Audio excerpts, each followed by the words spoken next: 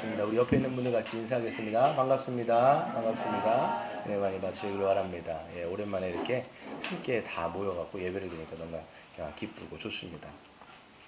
예, 오늘은 이제 출애굽기 33장을 같이 공부하도록 하겠습니다. 우리가 지난 시간에는 어떤 내용이 있었냐면 모세가 산 위에서 이제 십계명을 받고 또 하나님으로부터 성막에 대한 설계도를 받고 있는 와중에 거의 이제 그것만 받으면 내려가면 되는데 산 위에서는 이제 모세와 하나님이 대화를 하셨고 산 밑에서는 그 이스라엘 백성들이 이제 하도 참다 못해갖고 모세가 40일 동안 안 내려오니까 불안한 거예요. 불안하다가 보니까 이제 아론에게 제2의 지도자지 어떻게 보면 그에게 가가지고 금송아지를 만들어 달라고 요청합니다. 물론 이제 금송아지를 만들어 달라고 얘기한 건 아니죠. 그래서 우리를 위하여 우리를 좀 인도할 신을 만들어 놔라 그랬을 때 아론은 그들의 몸에 있었던 금 장구들을 모아서 그것을 주조하고 깎아가지고 만든 게 금송아지였다라는 거예요. 거기서 우리가 알 수 있었던 게 뭡니까? 바로 눈에 보이지 않는 하나님을 섬기는 것은 굉장히 불안해요. 어떻게 보면 믿음이 없으면. 왜냐하면 우리는 직감적으로 살아가기 때문에 눈에 보이고 들리고 이런 것들이 우리에게는 있다라고 표현되기 때문에 안 보이면 불안한 거야.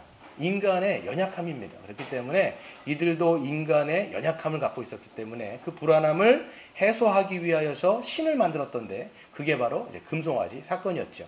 그것을 하나님이 아셨습니다. 그것 때문에 아주 노발대발하셨어요. 아주 그냥 하나님께서 이미 십계명을 말씀을 하셨어요. 그들에게 친히 그것도 직접 음성을 들려주시면서도 나 외에는 다른 신을 섬기지 말아라. 그리고 나와 같은 형상을 누구도 다른 어떤 형상을 가지고도 이 하나님을 표현해내지 말아라. 1계명과 2계명을 이미 말씀하셨음에도 불구하고 그것을 그렇게 쉽게 까먹는 그들. 그래서 하나님 뭐라고 말씀하시냐면 어떻게 그들이 그렇게 속히 내 명령을 떠나서 그렇게 그런 금송아지를 만드는지 내가 답답하다 이렇게 말씀하시면서 진노하시고 진멸하시기까지 합니다. 그래서 이제 그냥 언약을 깨신 정도가 아니라 진멸이라고 하는 것은 싹 씨를 말려버리는 건데 그렇게까지 하겠다라고 마음을 먹으세요. 그랬을 때 이 모세가 중보자인 모세가 그냥 손이 발이 되고 빌면서 하나님 그렇게 하지 마시라고 그분의 뜻을 돌리죠. 그리고 모세는 내려갑니다. 산 밑에서 어떤 일이 정말 벌어졌는지 자기 눈으로 확인해야 되는 거예요. 그래서 가서 확인했더니 실제적으로 그들이 금송아지를 만들어 놓고 거기서 춤을 추며 뛰며 그냥 방자하게 행하고 있는 모습을 보게 되죠. 그때 모세가 어떻게 합니까? 모세가 하나님이 친히 손수 핸드메이드 아니겠습니까? 그거 쓰신 걸 갖다가 산 밑에다가 떨어뜨린 게 아니라 던져갖고 깨버립니다. 모세가 성격이 사실 장난이 아니에요. 보니까 제가 보면 그래서 보면 이 모세가 던져갖고 깨요. 깬 거가 뭡니까? 바로 하나님과의 언약 관계가 깨진 것이 이 십계명 돌판이 깨진 것을 통하여 상징적으로 보여주는 사건이지요. 그랬을 때 이제 모세는 가서 어떻게 합니까? 자기 형이에요. 어떻게 보면 형이지만 지도자인 그 아론에게 묻습니다. 당신이 어떻게 했길래 백성들이 저렇게 방자하게 행했습니까? 당신 뭐 했습니까? 내가 없는 사이에 당신이 좀 이거를 좀 이 백성들을 중지하고 지도해야 될 당신은 뭘 했습니까? 이렇게 물어보는 거예요. 그랬을 때 아론은 어떻게 합니까? 내재요, 내재. 이렇게 안 해요, 보면. 뭐라고 얘기합니까? 알지 않습니까? 저 백성들이 얼마나 악한지 알지 않습니까? 그리고 그들이 만들어달라고 했기에 내가 금고리를 다 해가지고 불에다가 넣었더니 그게 뿅 하고 나온 게 금송아지다. 이런 구라를 치면서 이런 얘기를 한단 말이에요. 그러니까 아론은요, 약간 지도자의 면모가 하나도 안 나타나요. 오히려 모세 같은 경우는 지금 자기의 백성의 죄를 알파하면서 마치 자기의 죄인 것처럼 이렇게 이야기하는 모세와는 전혀 다른 양상을 보이는 게 아론입니다. 그랬을 때 모세는 어떻게 합니까? 하나님의 편에 설 사람은 다 모여라 이렇게 얘기합니다. 진문 앞에 서가지고 진이에요. 진 캠프라고 돼 있어요. 영어 성경에. 그 앞에 서가지고 하나님 편에 설 사람 다 모여라. 그때 누가 모이냐면 레위 지파가 모입니다. 레위 지파가 모여갖고 했을 때 모세는 그 레위 지파한테 이야기를 하죠. 너희들은 각각 허리에 칼을 차라. 그리고 이 진에서 이쪽에서 저쪽까지 왔다 갔다 하면서 방자하게 행하는 자들이 있으면 다 칼로 도륙하라고 얘기합니다. 거기에는 친족도 들어갑니다. 가족도 들어가고요. 아들도 들어갔고 자녀도 들어가고 부모도 들어갈 수도 있습니다. 그리고 이웃들과 친구들까지 그렇게 죽이라고 이야기를 합니다. 그랬을 때 어떻게 합니까? 이 사람들이 정말 그것을 행해요. 왔다 갔다 하면서 방자하게 행한 금송아지 앞에서 우상을 숭배하는 사람들을 싹 다 죽입니다. 그리고 돌아와요.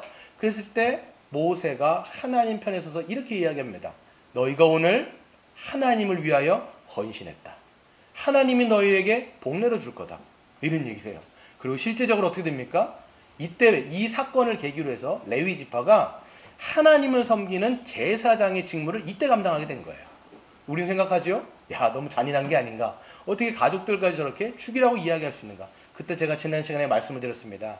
이웃사랑이 먼저가 아니라는 거예요. 가족사랑이 먼저가 아니라는 거예요. 항상 뭐가 우선돼야 정말 실질적으로 이웃사랑이 실천될 수 있습니까? 하나님 사랑이 우선됐을 때 비로소 이웃사랑과 가족사랑도 온전하게 흘러간다라고 제가 말씀을 여기서 드린 바가 있습니다. 여기까지 지난 시간이었고요. 그러면 이제 뭐 하겠습니까? 모세는 하나님 앞에 또 매달리는 거예요. 이 오늘 그래서 33장은 전체가, 그래서 제가 오늘 제목을 모세의 중보기도다라고 제목을 잡았고, 뭐 제목뿐만 아니라 실질적 내용 자체가 모세가 하나님 앞에 매달린 내용들이 담겨 있습니다. 그래서 오늘 이 모세 중보기도를 통해서 우리가 무엇을 위해서 기도해야 되며 또 어떤 은혜를 하나님께서 주시는지 우리가 살펴봤으면 좋겠습니다. 그래서 모세는요, 이제 하나님 앞에 기도할 때 하나님이 그 모세에게 이렇게 이야기하십니다. 33장 1절부터 쭉 보시면 이런 거예요. 여호와께서 모세에게 이르시되 너는 네가 애굽 땅에서 인도하여 낸 백성과 함께 여기를 떠나서 내가 아브라함과 이삭과 야곱에게 맹세하여 너희 자손에게 주기로 한 그 땅에 올라가라. 이렇게 말씀하셨어요. 그리고 너희보다도 앞서서 나의 사자, 영어 성경에는 엔젤, 천사를 먼저 보낼 것인데 그 내 사자가 가가지고 가나안 땅에 사람들 있죠. 거기 산단 말이에요. 그러니까 그 민족들을 싹 몰아내고 그 젖과 꿀이 흐르는 그 약속의 땅 가나안 땅에 너희가 살 수 있도록 내가 보내줄게. 이렇게 얘기하는 거예요. 약속을 들어준다라는 거예요? 약속 안 들어준다라는 거예요? 약속 들어줄게. 딱 얘기하는 거예요. 그럼 얼마나 좋아요, 여러분. 그러니까 하나님이 그 사람 이제 이집트에서 건져내가지고 정말 새로운 그 사람들이 이사해 갖고 살아갈 그런 새로운 환경을 지금 조성해 주신다는데 얼마나 좋아요. 그런데 거기에서 이런 얘기 하세요. 뭐라고 말씀하세요? 나는 안 가. 내가 너희는 다 보낼 건데 나는 안 갈 거야. 근데 왜 안 가시냐면 내가 혹시라도 너희와 함께 갔을 때 아직까지 죄인들이잖아요. 그 패역한 죄인들. 내가 혹시라도 이 하나님의 거룩함 때문에 내가 너희를 진멸할까 나도 두렵다. 야. 이렇게 되는 거예요. 그러니까 나는 못 가고 너희들만 내가 보내줄게. 이렇게 얘기하죠. 그랬을 때 이들의 반응이 어떠하냐. 4절입니다. 백성이 준엄한 말씀을 듣고, 여기서 준엄하다라고 얘기했을 때 비참한 말씀이라고 번역이 돼 있어요, 사실. 그래서 그 슬퍼하여 한 사람도 자기의 몸을 단장하지 아니하였다라고 얘기합니다. 네. 그래서 슬픈 말씀인 거예요. 가게 해준다 그랬으면 뭐 기쁠 수도 있는데 이들에겐 정말 슬픈 거예요. 그랬을 때 어떻게 하냐면 몸에 있는 것을 다, 장신구를 다 뺍니다. 이게 어떤 표현인 거냐면 유대인들이 보면 이제 하나님 앞에 회개할 때 어떻게 합니까? 죄를 덮어쓰고 가슴을 찢고 이렇게 하잖아요. 비통이 한 똑같은 거예요. 자기의 몸에 있는 장신구를 다 빼는 겁니다. 뭐 여러분 지금 장신구 거의 안 다셨네요. 네, 그렇죠. 그래 마치 이렇게 자기가 달고 있는 귀고리 이걸 다 빼갖고 하나님 앞에 겸비한 모습, 비통해하는 모습, 이거를 몸으로 하나님 앞에 보여주고 있는 이스라엘 백성을 우리는 보게 되는 것이지요. 그랬을 때 여기 저는 좀 생각할 게 있는데 이 하나님은 이들 백성들에게 물론 패역하지만 불순종하지만 가나안 땅에 보내준다고 얘기했으면 기쁜 소식 아닙니까? 그러면 여러분들 이제 광야 떠돌다가 결국은 하나님께서 친히 정말 새로운 환경 그리고 새로운 집 그런데 이제 고스란히 아주 그냥 보호하시면서 하나님의 사자가 먼저 보호하시면서 그들을 거기에다가 두시고 살도록 내버려 두신다라면 얼마나 좋겠습니까? 그런데 이들은 그게 기쁘지가 않은 거예요. 왜 기쁘지가 않아요? 하나님이 함께 하시지 않기 때문에. 모세도 알고요. 이스라엘 백성도 이게 무슨 말인지를 안 거예요. 아무리 우리가 젖과 꿀이 흐르는 저 가나안 땅에 가가지고 풍요함 가운데 살아간다 할지라도 하나님이 없는 삶은 비참한 거구나. 그건 정말로 슬픈 이야기구나. 그거는 정말 무의미하구나 라는 것을 알았기 때문에 그들은 하나님 앞에서 겸비하며 이렇게 주님 앞에 비통해하는 모습을 보게 되는 것이죠. 여러분 그렇습니다. 하나님 없는 삶이 비참하다는 거 성경의 큰 주제예요. 여러분, 무의미하다, 헛되다, 이거 여러분 어디에서 많이 나온 것 같아요? 성경에서 보면 전도서. 그렇죠? 전도서를 보면요, 내용 자체가 읽다 보면 허무해져요. 정말 허무하지 않던 사람도 읽다 보면 허무해져요. 이게 이제 누가 쓴 거냐면 솔로몬, 다윗의 아들 솔로몬이 거의 노년에 죽기 전에 쓴 겁니다. 뭐 그 솔로몬이 어떤 사람이었어요? 굉장한 지혜와 지식이 있었어요. 그래서 그 열왕기 상에 보면요, 하나님이 얼마나 큰 지혜를 주셨기에 책을요 5천 권 이상을 씁니다. 잠언 같은 거를 그게 막 굉장히 많이 쓴단 말이에요. 지식으로 잠언도 쓰고, 수많은 권력과 또한 성취해낸 것도 있죠. 뭐를 짓죠? 20년 동안 7년 동안 하나님의 성전을 짓죠. 그리고 13년 동안 자기가 살 궁전을 짓습니다. 그리고 거기에서 후궁이 1000명이에요. 300명이야 700명이었고, 후궁하고 첩이 합치면 1000명이에요. 도합. 그리고 이 사람은요, 이 땅에서 모든 것을 누려보지 않은 게 하나도 없을 정도로 많은 것을 누렸고 성취했고, 그렇잖아요 여러분. 목회자 같은 경우도요, 한 교회를 지어놓으면요, 와 내가 할 일은 다 했다 이 정도 생각하거든요 정말 보통. 근데 이 사람은요, 성전 하나 짓고요, 그 다음에 자기가 살 왕궁까지 지었어요. 어마어마한 성취를 여러 번 했단 말이에요. 그런데 그 사람이 노년에 한 말이 뭐냐면, 헛되고 헛되고 헛되고 헛되니 모든 것이 헛되다, 딱 얘기하는 거예요. 내가 해 아래서 수고하는 모든 것이 헛되다, 이렇게 얘기하는 거예요. 정확히 얘기하면 뭔지 아십니까? 하나님 없는 삶이 헛되다라는 것을 노년에 그는 그냥 아는 거예요. 내가 모든 것, 눈으로 볼 것 중에 내가 금하는 것 하나 없고, 내가 먹어볼 것 하나도 금해보지 않고 내가 다 먹어봤는데, 그리고 내가 모든 것을 다 누려봤는데, 전도서 3장에 보면 뭐라고 되어 있냐면, 나만큼 노는 사람이 있으면 나와봐, 뭐 이렇게까지 얘기해요. 나만큼 놀아보는 사람이 있으면 나와봐. 그런 모든 것을 다 몸으로 추구했던 사람이에요. 그런데 한 얘기가 뭐냐? 헛되다라는 거죠. 하나님 없는 삶이 얼마나 헛된지를 아는 거예요. 이렇게 어떤 사람들은요, 정말 몸으로 다 경험하고 아는 사람이 있어요. 또 어떤 사람은 그냥 성경을 보고 그렇구나라고 미리 믿음을 받는 사람이, 여러분 이게 어리석지 않고 이게 지혜로운 사람인 거예요. 몸으로 다 겪어봐야 아는 게 아니라는 거예요. 그렇게 여러분 보면요, 우리도 생각해 봐야 됩니다. 모든 환경이 부족할 것이 없다라고 생각해 보세요. 직장도 우리가 다니고 있고요. 그리고 제때에 월급도 받고 있고요. 그리고 자녀들도 잘 커가지고 잘 크고 있고요. 건강하게 크고 있고, 나도 아무런 몸에 건강이 없이 건강하게 잘 우리가 살고 있다고 생각해 보세요. 그리고 내 자녀들도 잘 커가지고 건강하게 출가해가지고 지금 잘 살고 있고, 내 노후의 문제도 아무런 문제 없이 모든 것이 평탄하고 모든 것이 순적하다라고 여러분 생각해 보세요. 그런데 이렇게 평탄하고 순적한 삶이지만 성도는요, 하나님이 함께하지 않는 삶이 그 인생이 얼마나 헛되고 무의미한가를 느끼게 됩니다. 이게 성도예요. 성도는 어떤 거냐면, 내 환경이 모든 것이 순적하고 모든 것이 평탄하다 할지라도 하나님이 없다라는 것이 얼마나 고통스러운지를 아는 것이 성도예요. 왜 그러냐면 여러분, 성도는요, 하나님이 함께 하시지 않는 삶 가운데 비참해서 이 여러분 견딜 수가 없습니다. 하나님이 함께 하시지 않고 하나님 동행하시지 않다면 모든 것이 기쁘지가 않아요. 모든 환경이 아무리 좋다 할지라도 기쁨이 없고 보람이 없고 가치를 못 느끼고, 어떤 생각이 자꾸 드냐면 이런 생각이 들 때가 있을 거예요. 내가 이거를 해서 뭐 하나, 이런 생각이 들 때가 있어요. 내가 이렇게 모든 것을 막 한다고 할지라도 내가 이거 하는 것이 누구를 위한 것이며 무엇을 위한 것이며 내가 지금 어떤 길을 가고 있는 것이며 라고 생각이 들 수 있다는 거예요. 성도도 마찬가지죠. 성도도. 그럼 하물며 여러분 믿지 않는 사람들도 마찬가지로 여러분, 믿는 자건 믿지 않는 자건 전도서에 보면 뭐라고 되어 있냐면, 하나님이 모든 것을 지으시되 때를 따라 아름답게 하셨고 또 사람들에게는 영원을 사모하는 마음을 주셨다, 이렇게 되어 있어요. 영원을 사모하는 마음. 그렇기 때문에 여러분, 믿지 않는 자들도 자기들이 모든 것을 다 갖고 있다고 마음에 뭐가 있냐면 허전해요. 내가 왜 지금까지 왜 어떻게 이렇게 살아왔을까?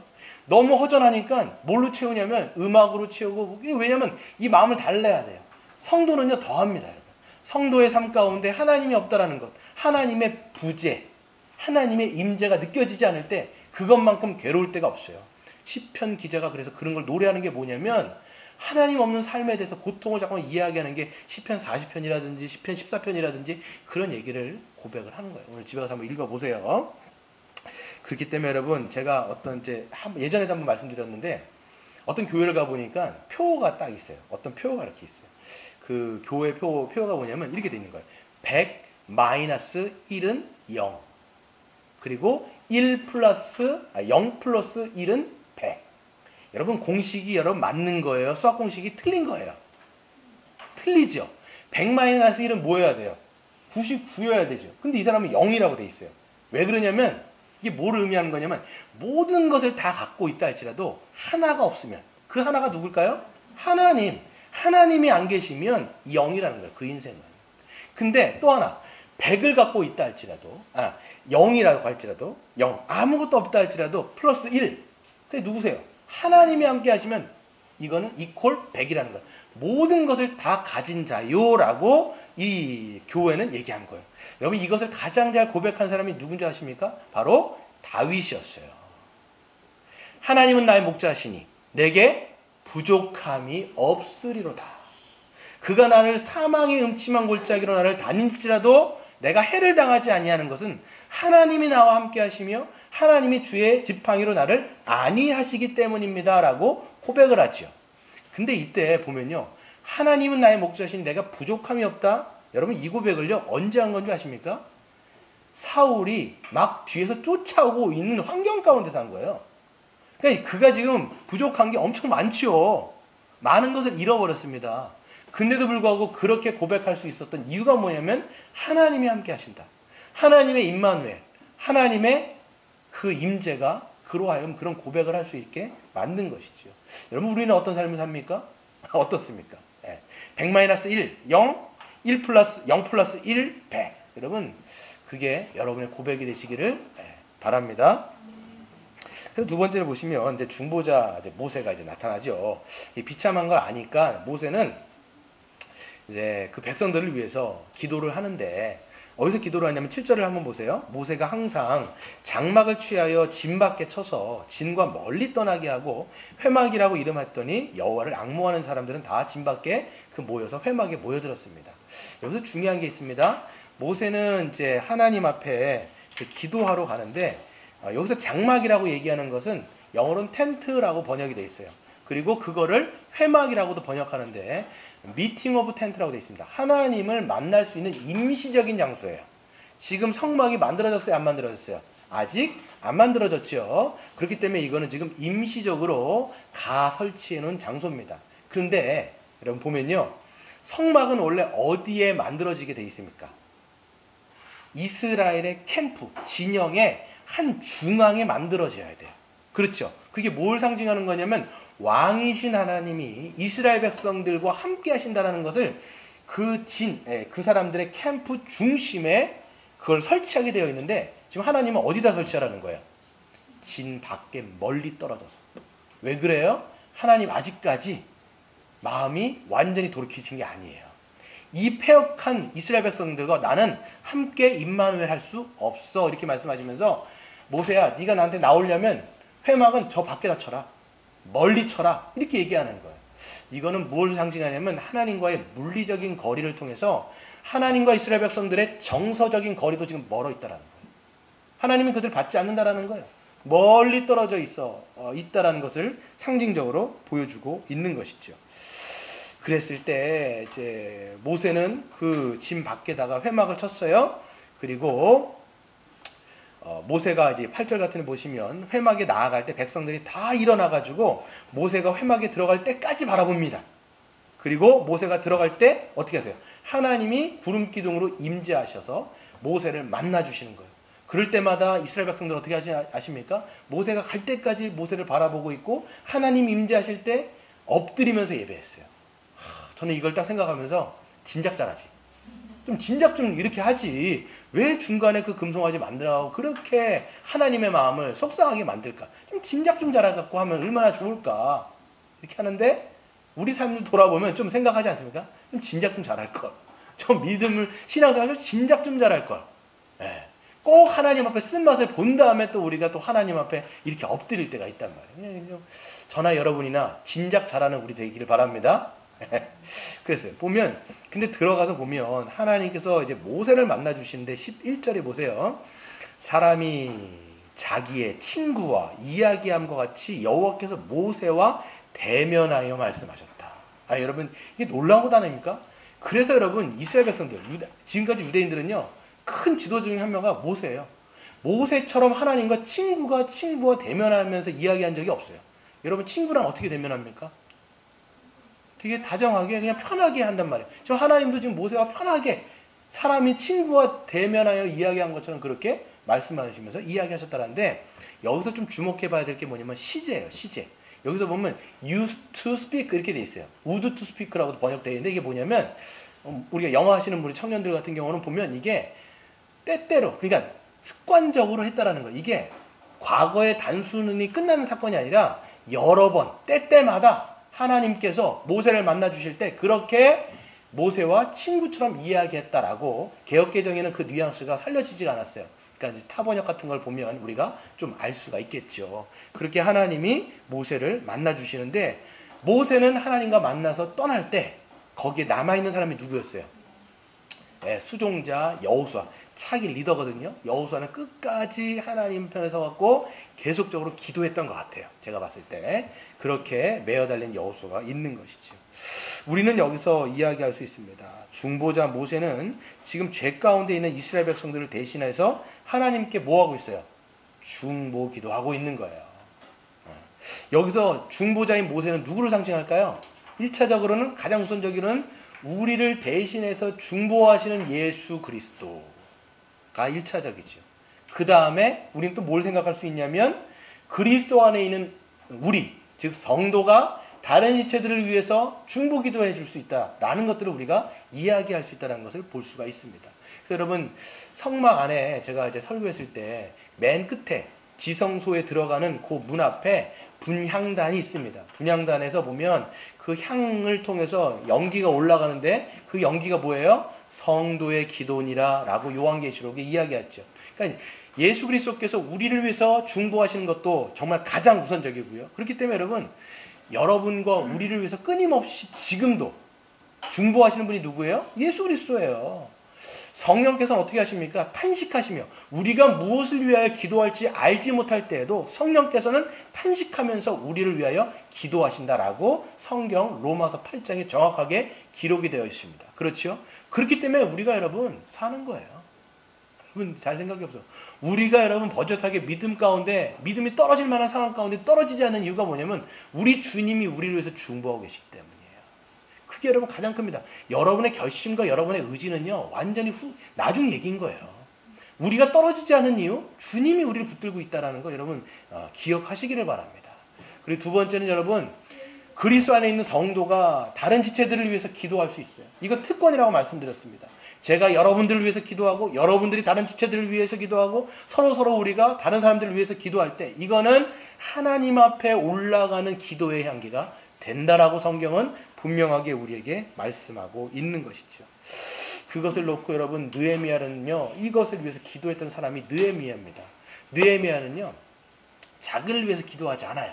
보면 모세가 백성들을, 패역한 백성들을 위해서 기도했던 것처럼 느헤미야도 불순종하여, 느헤미야 여러분 읽어보셨나요? 느헤미야서. 네, 그 느헤미야서를 읽어보면 그 상황이 이런 거예요.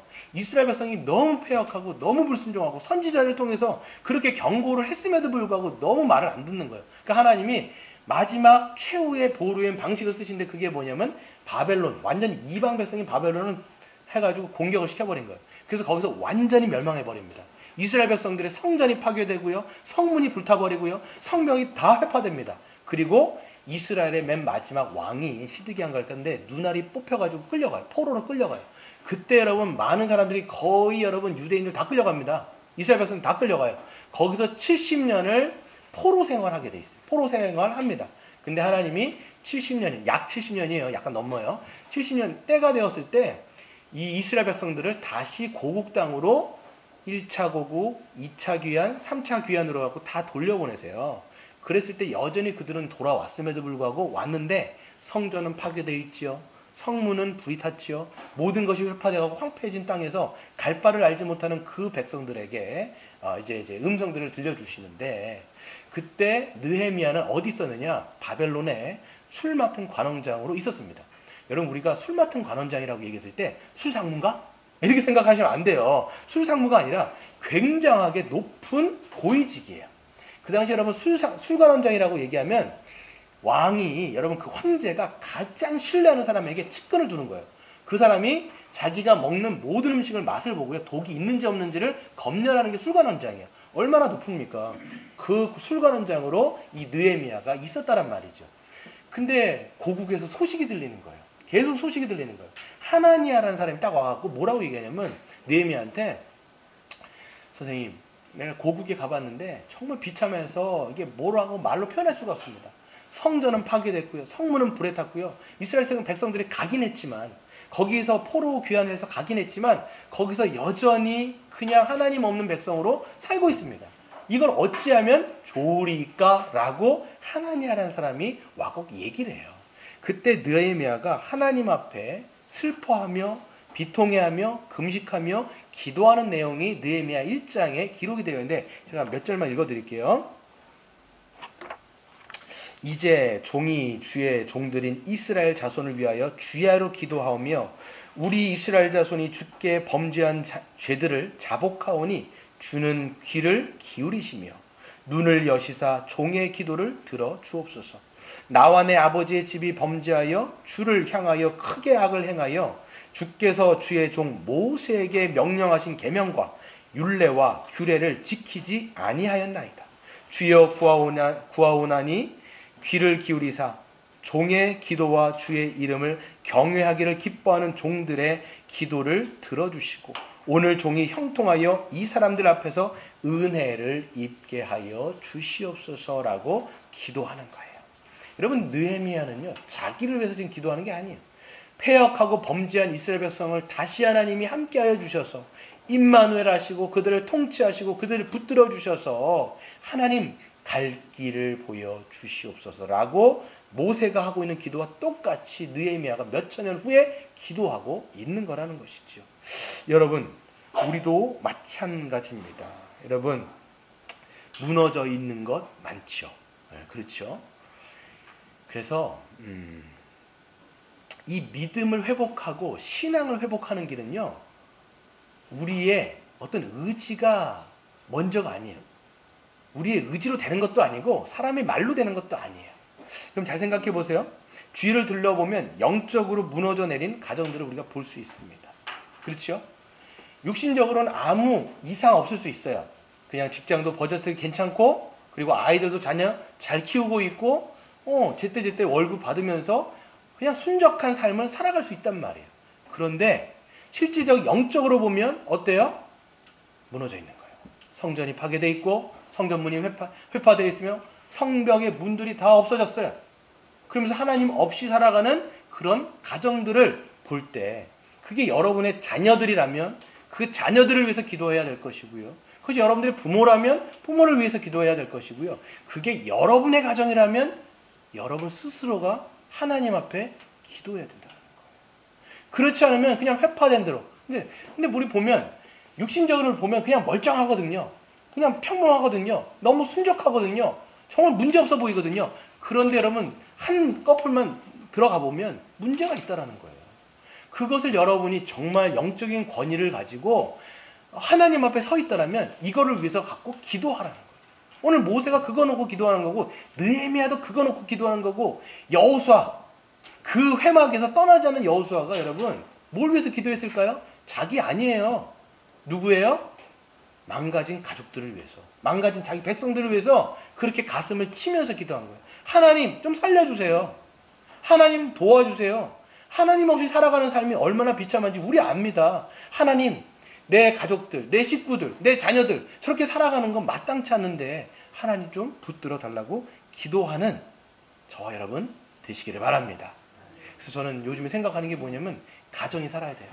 여러분, 교회가 살려면 가정이 살아야 돼요. 가정이. 그래서 가정에서 여러분 가장 영적인 권위를 가진 사람이 누굴까요? 아버지예요. 아버지. 여러분, 아버지가 여러분 제대로 하셔야 됩니다. 저도 그래서 제가 이번 주간부터 제가 깨달은 바가 있어가지고 가정 예배를 드리기 시작했어요. 제가 예전부터 드리겠다 드려야 되겠다 맨날 생각해놓고 안 드려요. 목사님 저도. 그러면 목사님 저도 잘 안 드리는데 여러분이 어련하겠냐라는 생각이 또 들더라고요. 제가 생각하니까. 그러니까 제가 교회 안에서 이렇게 항상 예배를 인도하잖아요. 근데 가정에서 예배를 인도를 안 하니까 어색한 거예요. 제가 화요일, 수요일 날 못 드렸고 목, 금 이렇게 해갖고 토까지 드렸어요. 드렸는데 첫째 날은 가정에서 예배를 딱 드리는데 어색한 거예요. 애들을 앞에 두고 하는데 잠깐 제가 성경을 이렇게 만지작만지작 하고 있는 거예요. 그러니까 아내가 이거를 탁 치더니 왜 이걸, 그러니까 이게 제가 어색해서 그런 거예요. 와, 목회자도 이게 어색하구나. 안 해보니까. 그러면서 둘째 날, 이제 목요일이었을 거예요. 둘째 날 애들이 하도 말을 안 들으니까 제가 막 승질을 냈어요. 화를 냈어요. 얘한테. 그랬더니 분위기가 안 좋아졌어요. 예배하려면 분위기가 되게 좋아야 되거든요. 분위기가 먹어진 거예요. 그때 제가 어떤 생각이 들었냐면 저희 아버지가 억지로 그때 막 그 가정 예배를 저를 막 시켰어요. 그때 기분이 굉장히 안 좋았거든요. 막 TV 보고 있는데 막 끌어다가 그냥 막 속 끌려오듯 끌려와가지고 막 찬양 부르고 묵도하심으로 시작하겠습니다. 분위기 엄청 안 좋아요. 그러면 그때 기억이 안 좋았는데 그때 기억이 좀 나더라고요. 근데 셋째 날 제가 이제 금요일 날인가 했을 때는 분위기가 되게 좋았어요. 좋아지면서 이게 가정에서도 하는 게 중요하다. 제가 이제 수요 예배 때 하면서 뭐 기도도 그렇고 제가 이제 구속사 대신 제가 좀 약간 판단을 했을 때 보니까 구속사를 지금 하는 것보다는 여러분에게 개인 경건할 수 있도록 기도와 그 다음에 연결시켜서 가정 예배를 좀 인도를 어떻게 해야 될 것인지를 좀 방식과 우리 가장들이 좀 살아야 되겠다. 이 생각을 제가 했어요. 그래서 저부터 먼저 실험하자. 이렇게 하고 하는 거예요, 지금. 그래서 이런 걸 할 때 가정들이 정말 잘 살고 그러면 이 가정에 이 주님의 통치가 교회 안에서만 이렇게 있는 것이 아니라 여러분 가정 안에서도 햇빛이 비치는 거예요. 주님의 햇빛이 계속 비치는 거예요. 가정 안에. 그러다 보면 가정이 살아나고 영적인 가정의 권위도 살아나고 이렇게 되면서 가정이 온전하게 굴러갈 때 교회도 여러분 영향이 받는 거죠. 그런 여러분 가정 되시길 바랍니다. 세 번째 보시면 모세가 그럼 무엇을 놓고 기도했느냐. 이 기도의 내용이 중요해요. 우리는 그것을 놓고 기도해야 된다. 중요하죠. 근데 어떤 내용이 더 중요한데요. 기도 내용을 보시면 12절부터 이런 내용인데요. 하나님 함께 가시지 않는다라고 말씀했는데 12절에 보시면 그냥 제가 이야기를 말씀드릴게요. 하나님 예전에 저한테 하나님이 저의 이름도 아신다고 말씀하셨고 하나님 목전에 내가 은총을 입은 자라고 말씀하셨는데 하나님이 가시지 않는다라면 제가 무슨 은총을 받은 자입니까? 내가 정말 하나님 앞에 은총을 받은 자라면 하나님 나의 갈 길을 보여주시고 그리고 우리와 함께 해달라고. 나와 함께 해달라는 게 아니라 지금 모세가 기도한 건 뭐냐면 우리 민족들과 함께 해달라는 거예요. 모세는 항상 자기가 아니에요. 보면 내 이 민족, 우리 가족, 우리 가정을 위해서 모세가 계속 기도하고 있는 거예요. 우리 이 하나님 앞에 패역했지만 이 패역한 이 이스라엘 백성들을 주님께서 다시 자기의 백성 삼아주셔서 친히 가달라고 이걸 기도하는 겁니다. 그랬을 때 하나님이 14절에 뭐라고 말씀하세요? 내가 친히 갈게 이렇게 얘기하는 거예요. 내가 너를 쉬게 해줄게 이렇게 얘기하는 거예요. 그러니까 하나님 함께 가주신다는 것 자체가 모세를 쉬게 하는 거예요. 모세가 지금 왜 스트레스를 받은 거예요 지금까지? 하나님이 이 백성들과 함께 안 해준다고 얘기하니까 너무 속이 상하고 그것 때문에 지금까지 스트레스 받은 거예요 지금. 어떻게 보면 마음 상했던 건데 하나님이 가주신다라고 말씀하니까 너무 마음이 좋겠죠. 그렇죠? 그러면서 모세가 이렇게까지 얘기합니다. 하나님이 함께 가시지 않는다라면 우리를 아예 올려 보내지도 마십시오 그냥. 근데 하나님이 함께 해주신다라면 우리 16절 한번 같이 해볼까요? 중요한 내용인데 시작. 나와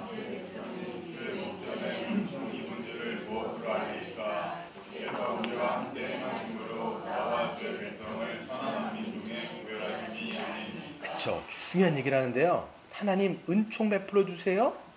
함께 해주세요. 그 다음에 결국 한 단어가 뭐냐면 함께 해주심으로 말미암아 모든 천하 만민으로부터 우리가 구별됨을 드러내십시오. 이거예요. 여러분 하나님이 은혜 베풀어 주신다? 이건 뭐냐면 임마누엘이에요. 그게 하나님의 은혜입니다. 하나님이 함께 하신 것만큼 여러분 복이 없어요. 근데 하나님이 함께 하신 것의 증거가 뭐냐면 다른 자들과 구별돼 버리는 거예요. 여기 뭐라고 얘기해요? 천하 만민과 구별되어지는 것이 뭐냐면 하나님 함께 하시는 것 자체가 다른 믿지 않는 자들과 구별되는 증거 아닙니까? 라고 얘기하면서 그거를 고백하면서 기도하는 거라는 것이죠. 여러분, 우리가 여기서도 우리가 어떤 기도를 해야 되는지 우리는 여기서 볼 수 있어요. 가령 여러분 불순종하며 하나님을 등지며 살아가고 있는 가족들과 우리가 지체들이 있다고 생각해 보세요. 그리고 만약에 그게 우리 자신이거나 우리 가정이라고 생각해 보세요. 그렇다면 하나님 앞에 뭘 기도해야 되냐면 하나님 은혜 베풀어 주세요. 하나님의 목전 앞에서 우리가 은혜 받는 가정 되게 해주십시오. 이건 뭐예요? 하나님 우리와 임마누엘 해주십시오. 하나님 우리와 함께 해주십시오. 그것을 통해서 우리 가정이 어떻게 되기를 원하는 거예요? 구별되게 해주십시오 라고 기도하는 것과 똑같다라는 거예요. 여러분, 그럴 때 여러분 우리가요 다른 자녀들을 위해서 기도하거나 여러분 믿지 않은 내 어떤 가족들을 위해서 기도할 때 우리는 자꾸만 기도하냐면 잘못된 기도일 수 있지만 그런 기도가 될 수 있지만 그냥 일반적인 걸 자꾸 기도해요. 결혼하게 해주세요. 또 자, 가정 순탄하게 해주세요. 직장 잘 얻게 해주세요. 여러분 지금 그거를 기도해야 될 때가 아니라는 거예요. 만약에 여러분의 자녀라든지 여러분의 부모라든지 믿지 않은 여러분의 가족들 중에서 그렇게 나가고 있다면 일반적인 세상적인 것을 기도하기가 아니라 뭘 기도해야 돼요? 하나님, 내 자녀와 함께 해달라. 그래서 내 자녀가 정말 세상과 구별되는 길을 걸어갈 수 있게 해달라고 기도하는 것이 정말 부모로서의 마땅한 기도예요. 내 아이의 가치관이 바뀌고 내 자녀의 삶의 목적이 바뀌고 삶의 기준이 세상이 아니라 주님이 되게 하시고 이거를 기도해야 정말 하나님이 원하시는 기도라는 거예요. 그렇죠? 근데 여러분 지금 보세요. 만약에 자녀라든지 내 어떤 가족 중에 한 사람이라든지 세상 것들 때문에 휩쓸려서 세상으로 가고 있는데 그거를 갖다 더 달라고 이야기하면 어떻게 될까요? 그것 때문에 망하는 거예요. 차라리 그것을 뺏어서라도 하나님 편으로 돌아올 수 있게 해달라고 얘기하는 것이 오히려 우리에게는 마땅한 기도라는 거예요. 여러분, 그 모니카라는 그분 아시죠? 어거스틴의 어머니입니다. 어거스틴이라는 사람이 어떤 사람이었냐면 굉장히 머리가 똑똑한 사람이에요. 이 사람이 중세 신학의 전체 기반을 놓은 사람이 어거스틴이에요. 우리는 아고스티누스라고 하기도 하는데 그 사람은 천재예요, 여러분. 머리가. 근데 이게 아버지는 아마 이방인이었던 것 같아요. 근데 어머니가 독실한 신자였습니다. 그러니까 어머니의 영향을 굉장히 많이 받았어요. 그런데도 불구하고 이 어거스틴이 굉장히 방탕하게 삶을 꾸려나갑니다. 머리는 좋은데 애가 방탕하게 살아. 그러니까 18살인가에 보면 이미 사생아가 있을 정도로 아주 방탕한 삶을 삽니다. 그리고 중간에 마니교라고 하는 기독교 이단인데요. 거기에 심취돼가고 빠져있기도 합니다. 그걸 봤을 때 이 모니카의 마음이 마음이 얼마나 아프겠어요. 그 어머니는 굉장히 신실한데 애가 그렇게 하니까 너무 마음이 아픈 거예요. 그거를 가지고 그 당시 당대의 설교자인 암브로시우스가 있어요. 나중에 이제 암브로시우스의 설교를 듣고 아들 어거스틴이 회심을 하게 되는데 그 전에 어머니가 너무 마음이 아파갖고 암브로시우스한테 가가지고 위로를 받기 위해서 갔어요. 근데 이 암브로시우스가 뭐라고 얘기하냐면 모니카한테 어머니 걱정하지 마세요. 염려하지 마세요. 많은 기도를 한 아들은 절대 잃어버리지 않습니다. 이거 얘기했어요. 많은 기도를 한 아들은 절대 잃어버리지 않습니다. 여러분, 우리가 뭘 생각해야 되냐면 이걸 봤을 때 우린 걱정할 수 있어요. 내 자녀, 내 아이, 믿지 않는 어떤 가족이 이런 중에서 이거를 염려는 하는데 기도를 안 해요. 문제는 염려는 하는데 우리가 얼마큼 기도를 하는가. 또 우리가 그 염려가 정말 신앙적인 염려인가 생각해 보세요. 그냥 결혼하지 못한 것 때문에 염려하는 게 아니라 직장 제대로 가지 못해서 염려하는 게 아니라 정말 중요한 부모로서의 염려는 뭐냐면 내 아이가 신앙이 없는 게 가장 큰 염려인 거예요. 모든 게 순적하게 있다 할지라도 그게 없으면 없는 거라는 거예요. 여러분 더 제가 노골적으로 좀 말씀을 드리면 여러분 생각해 보세요. 내세는 여러분 내 아이기 때문에 같이 할 수 있어요. 물론 분가한다 할지라도 내세에서는 함께 할 수 있어요. 여기서 눈도 볼 수 있고 그러니까 얼굴을 마주쳐서 같게 때때마다 설날 때면 모여가고 볼 수 있단 말이에요. 그런데 여러분 실질적으로 하면 내세를 가볼까요? 마장에 우리가 죽음 너머로 여러분 그 아이들을 볼 수 있을까요? 없을까요? 그거를 한번 생각해 보시라고요. 신앙이 없다면 맨 마지막에 갈림길이에요. 아무리 얘가 여기서 괜찮다 할지라도 맨 마지막에 죽음 넘어서는 그 아이를 절대로 못 볼 수가 있습니다. 그럴 때 여러분 우리가 정말 놓고 기도해야 될 게 뭐냐면 제대로 못 사는 걸 놓고도 기도해야 되지만 정말 신앙이 없는 거에 대해서 우리가 뼈를 치면서 여러분 기도하는 저와 여러분 되시기를 바랍니다. 마지막으로 여러분 볼 때 하나님이 응답하세요. 내가 함께 갈게. 이렇게 얘기하시면서 모세는 여기다가 하나 더 정확하게 하나님한테 확실하게 얘기합니다. 하나님, 주님의 영광 보여주십시오. 주님의 영광 보여주십시오. 우리가 show me the money 이렇게 얘기하는데 뭐라고 얘기합니까? show me the you glory. 당신의 영광을 좀 보여주십시오. 라고 그거를 더 구해요. 그랬을 때 뭐라고 이야기합니까? 하나님이 19절 20절에 보면 내가 너한테 보여줄게. 나의 영광을 보여주는데 모든 선한 것이 너의 앞에 지나가게 해줄게. 그리고 내가 나의 여호와의 이름을 너 앞에 선포해줄게. 그런데 얘야, 내 얼굴을 보고는 살 사람은 아무도 없단다. 그렇기 때문에 내가 내 영광이 지나갈 때 내가 너에게 정했던 그 장소, 반석 위에 한 장소에 너는 서 있어라. 그러면 내 영광이 지나갈 때 내가 손으로 너를 가려주고 내 영광이 지나갈 때 너는 내 얼굴은 보지 못하지만 나의 등은 볼 것이다. 라고 말씀을 하세요. 여러분, 하나님의 기도의 응답은 바로 이거예요. 하나님 은혜 베풀어 주세요.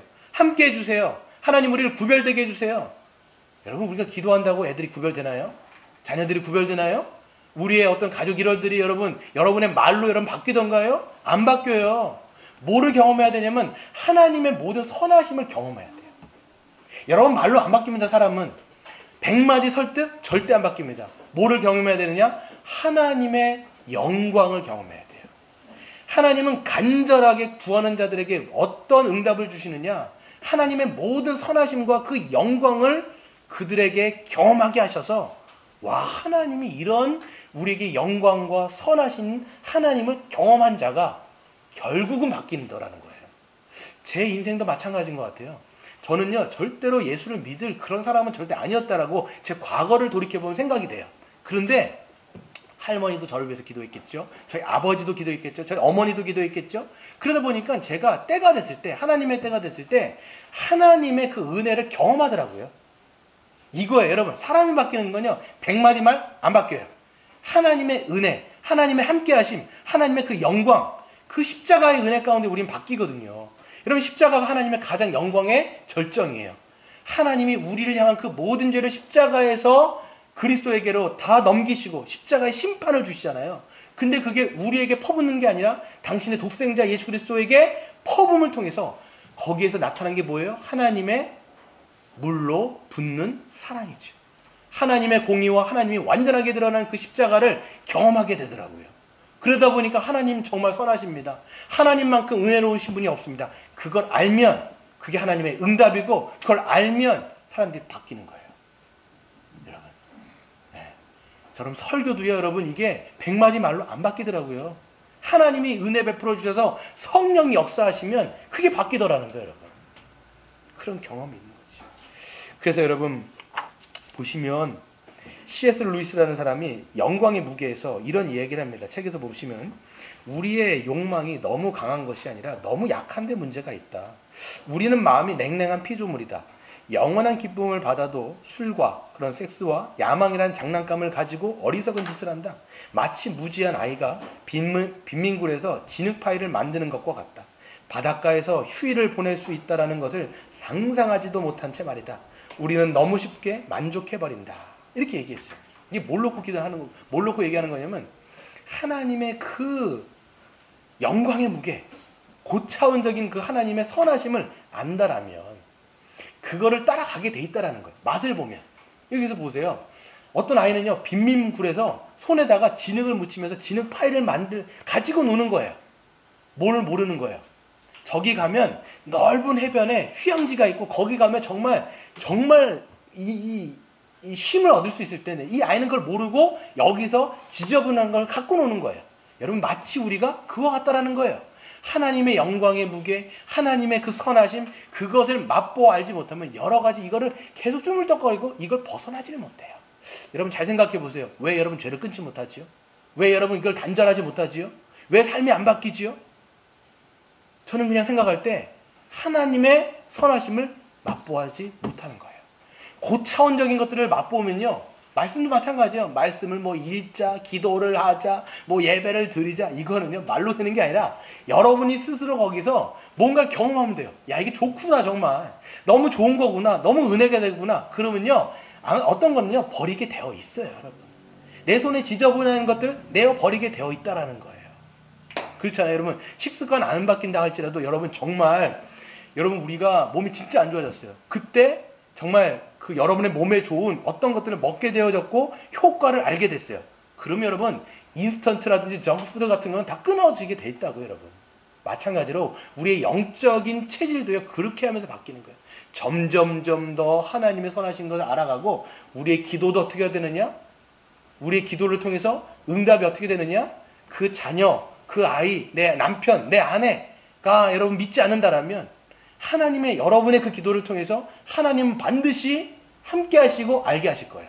십자가를 통해서 하나님의 그 선하심을 알게 했을 때 그때 그 가족의 일원들이 바뀌어지게 되는 것이고 그것을 놓고 여러분이 기도하는 것이고 또 우리가 교회 안에서도 그런 지체들이 생각나면 그것을 위해서 기도할 때 하나님 반드시 모세의 기도를 들어주셨던 것처럼 또 그리스도 안에 있는 우리의 기도를 들어주시리라고 믿습니다. 이 시간 한번 같이 찬양하고